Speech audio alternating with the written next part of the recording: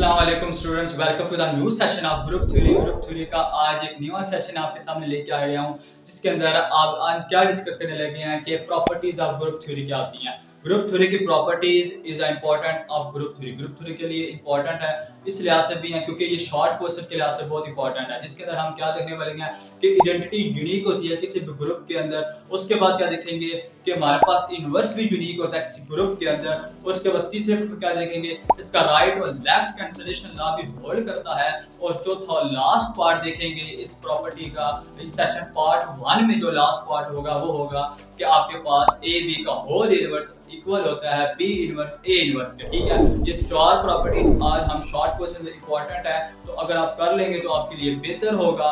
तो आज इस वीडियो के अंदर, इस सेशन के अंदर हम ये देखने लगे, इसके नेक्स्ट सेशन में इसके बाकी पार्ट्स देखेंगे प्रॉपर्टीज के। ठीक है, तो आइए स्टार्ट करते हैं।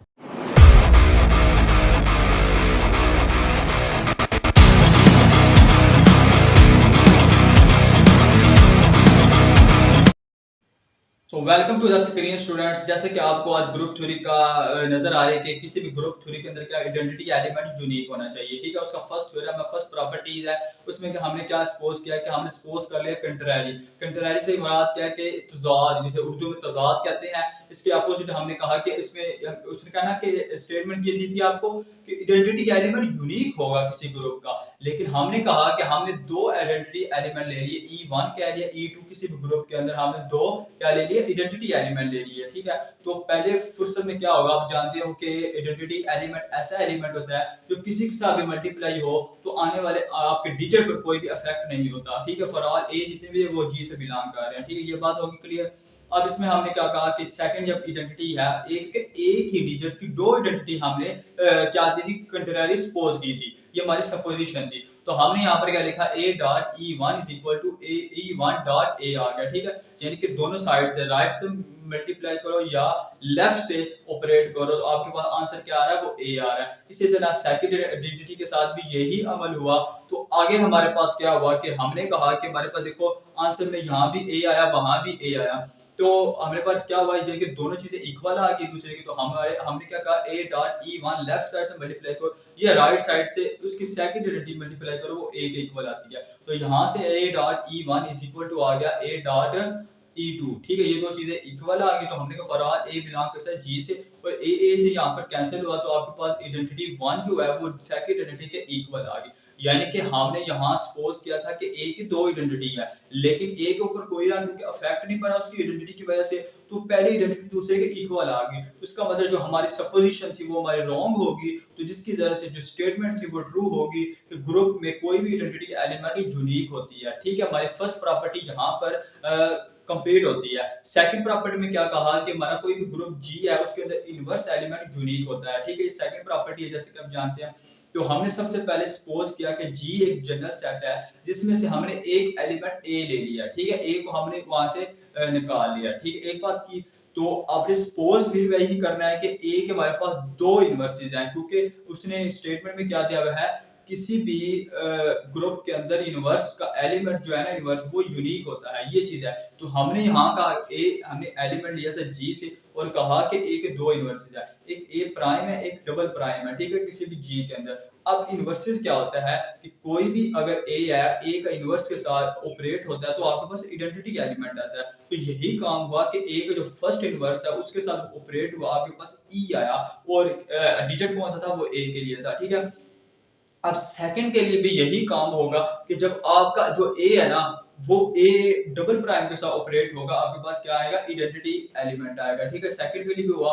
तो देखो हमारे पास जो फर्स्ट के साथ ऑपरेट हुआ आइडेंटिटी आया, सेकंड के साथ ऑपरेट हुआ तो आइडेंटिटी आया, तो फाइनल यानी कि दोनों इक्वल आ जाएंगे, इधर से भी उधर से भी। अब हमने यहाँ पर क्या किया कि हमारे पास ए डबल प्राइम इक्वल होता है ए डबल प्राइम, वही बात जो ऊपर स्टेटमेंट लिखी है। इसके हमने सिर्फ ओनली लेफ्ट साइड पर ऐसा किया कि ए प्राइम को मल्टीप्लाई किया ऑन बोथ साइड। ठीक है, ऑपरेट किया या एक कह लो मल्टीप्लाई किया ऑन बोथ साइड। ठीक है, पर अब देखो यहाँ से हमने सिर्फ अपनी राइट साइड पर एसोसिएटिव प्रॉपर्टी अप्लाई की, जो लेफ्ट साइड है वो एज इट इज ही, राइट साइड जो है वहां पर एसोसिएटिव प्रॉपर्टी हमने अप्लाई की। एसोसिएटिव प्रॉपर्टी यानी कि जो आफ्टर की दो ब्रैकेट्स थी वो शुरू की दो ब्रैकेट्स के साथ आ जाएंगी।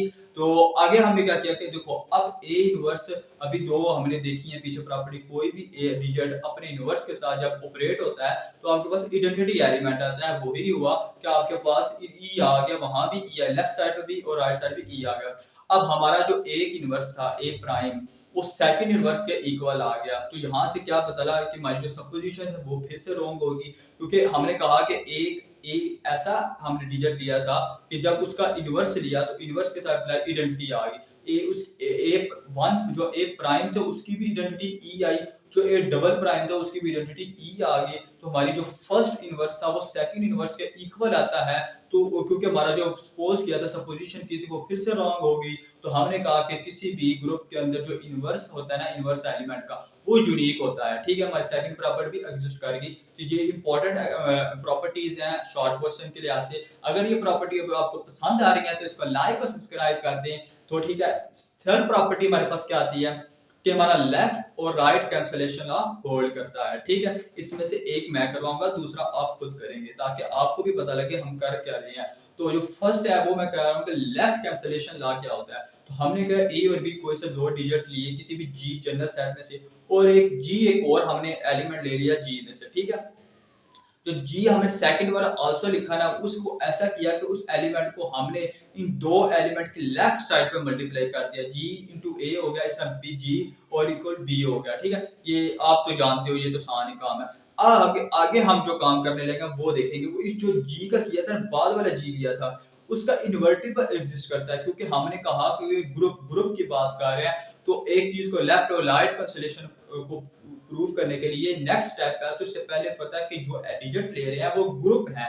ठीक है, तो जी जी बिलोंग करता है किससे, जी से। क्या हुआ, देर है इसका इनवर्स भी बिलोंग करेगा जी से। अब इनवर्स को ऐसे किया कि इसके दोनों साइड पर हमने फिर से मल्टीप्लाई किया, क्योंकि लेफ्ट की बात कर रहे हैं तो लेफ्ट पर ही आपने उसको मल्टीप्लाई करना है। ठीक है, राइट और लेफ्ट दोनों साइड पर। ठीक है ना, तो अगर आप देखो अब यहां से हमने क्या किया कि लेफ्ट पे भी और राइट पे भी दोनों पर हमने एसोसिएटिव प्रॉपर्टी लगाई। ठीक है, एसोसिएटिव जब प्रॉपर्टी लगाई तो हमने की जो हमारी आफ्टर ब्रैकेट थी वो बिफोर ब्रैकेट्स आ जाएंगी। ठीक है, ये थी एसोसिएटिव प्रॉपर्टी। अब यहां से आप देखते हो इनवर्स प्रॉपर्टी एग्जिस्ट करती है। ठीक है, कोई भी एलिमेंट अपने इनवर्स के साथ जब मल्टीप्लाई होता है तो आपके ऑपरेट होता है तो आपके पास इरेडिटी एलिमेंट आता है। तो ई ई आ गया। ठीक है, यहाँ से आपने क्या प्रूव किया, ए इक्वल आता है बी के, तो हमारे पास जो लेफ्ट कैंसिलेशन आया वो होल्ड कर देता है। कितना सिंपल था कि एक डिजिट दूसरे के इक्वल आ गया, यानी कि लेफ्ट जो कैंसिलेशन आया वो होल्ड कर गया। इसी तरह आपने राइट कैंसिलेशन ला भी होल्ड करवाना है, ये आपने कर लेना है। ठीक है,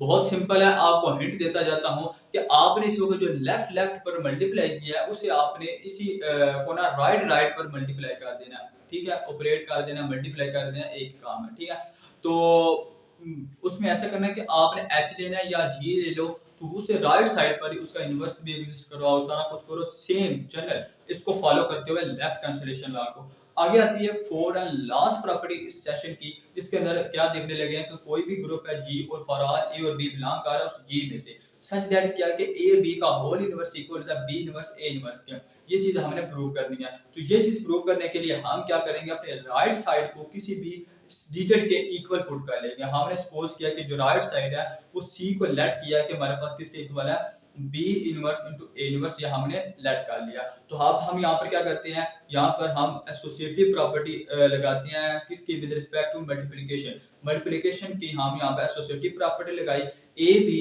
bye C is equal to A फिर इनटू बी सी। आप जानते हो कैसे मल्टीप्लिकेटिव प्रॉपर्टी होती है। ठीक है, एसोसिएटिव प्रॉपर्टी आ गई, तो अब हमने जो सी की वैल्यू को सपोज किया था उसकी जगह उसकी वैल्यू को जस्ट पुट कर दिया। ठीक है, पुट किया तो यहाँ से आप देखते हैं लेफ्ट साइड पर क्या पुट हुआ, राइट साइड पर आपके पास क्या पुट हुआ। अब यहाँ पे जो राइट साइड की ब्रैकेट्स है ना, इनके साथ खेलने लगे हैं, थोड़ा सा कह लो कि एसोसिएटिव लगाए गए हैं कि अगर आपका A B into B inverse A inverse किसी आइडेंटिटी के इक्वल आता है तो आपका ये प्रूफ एग्जिस्ट हो जाता है, क्योंकि मल्टीप्लिकेशन के लिहाज से हम एसोसिएटिव प्रॉपर लगा रहे हैं। इसमें जितने भी कंसेप्ट आएंगे वो सारे मल्टीप्लिकेटिव के आएंगे।